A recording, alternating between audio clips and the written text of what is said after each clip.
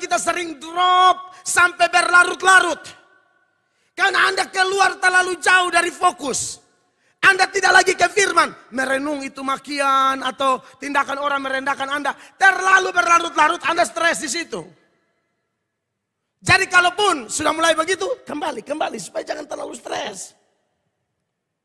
Saya tuh jadi ingat firman gitu loh.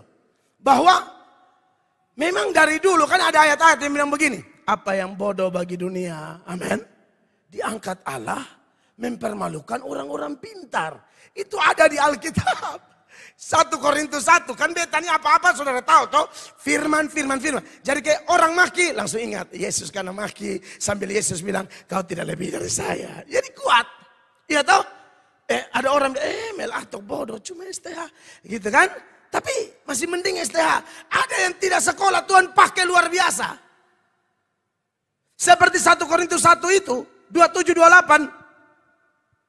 Tetapi apa yang bodoh bagi dunia dipilih Allah untuk memalukan orang-orang yang berhikmat. Dan apa yang lemah bagi dunia dipilih Allah untuk memalukan apa yang kuat. Saudara bayangkan Petrus itu sekolah apa kira-kira ya? Tidak sekolah. Alkitab bilang satu Israel, Yerusalem, Galilea. Tahu itu orang-orang tidak terpelajar.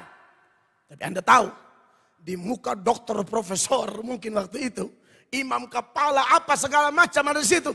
Petrus ame dengan enak. Saya semua sampai tanganga. Bingung. Kenapa bisa begini? Padahal tidak terpelajar. Baca tuh kisah 4 mulai ayat 5.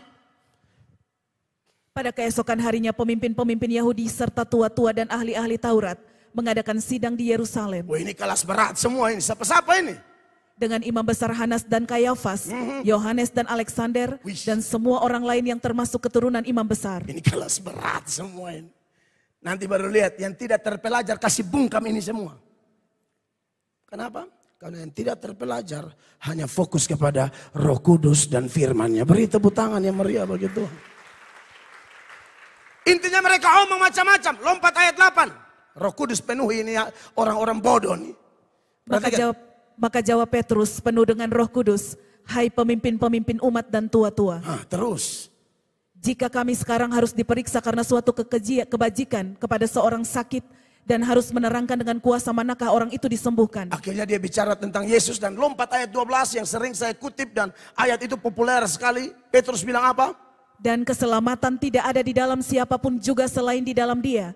Sebab di bawah kolong langit ini tidak ada nama lain yang diberikan kepada manusia yang olehnya kita dapat diselamatkan. Ini yang membungkam orang-orang itu. Makanya di ayat 13 mereka bilang begini. Ketika sidang itu melihat keberanian Petrus dan Yohanes dan mengetahui bahwa keduanya orang biasa yang tidak terpelajar. Orang biasa yang tidak terpelajar. Heranlah mereka. Dan mereka mengenal keduanya sebagai pengikut Yesus. Beri tepuk tangan yang meriah bagi Tuhan Yesus. Jadi waktu Romo bilang kita beda bro. Itu tuh saya jadi tambah melekat sama firman gitu loh. Waduh ini beta harus tambah kincang dengan firman.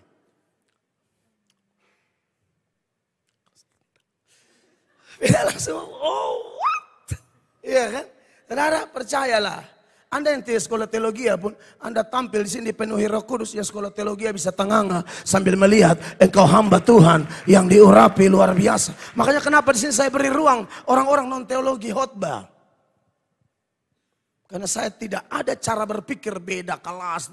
Saya sudah ketemu orang sekolah tinggi mah bodohnya minta ampun soal firman. Bodohnya minta ampun. Padahal label balakannya bodohnya minta ampun. Tapi kalau Ramadan tuh pintar. Tapi yang ketemu tuh bodohnya minta ampun. Ada yang saya kenal tuh, waduh itu geblek, benar-benar geblek.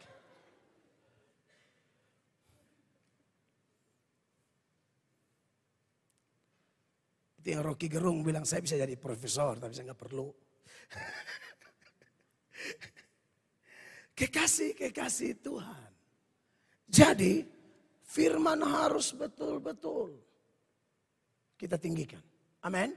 Karena apa-apa firman. Hidup kuat. Kalau apa-apa perasaan kita, apa-apa perkataan orang, hancur kamu. Lemah kamu.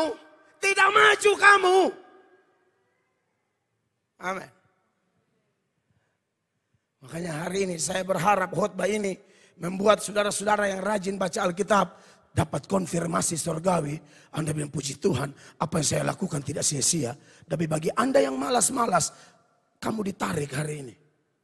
Saya tidak akan berhenti omong ini. Saya tidak akan berhenti omong ini. Karena manusia itu pelupa. Gampang lupa. Kalau sudah mulai salah fokus tuh, lupa hal-hal penting.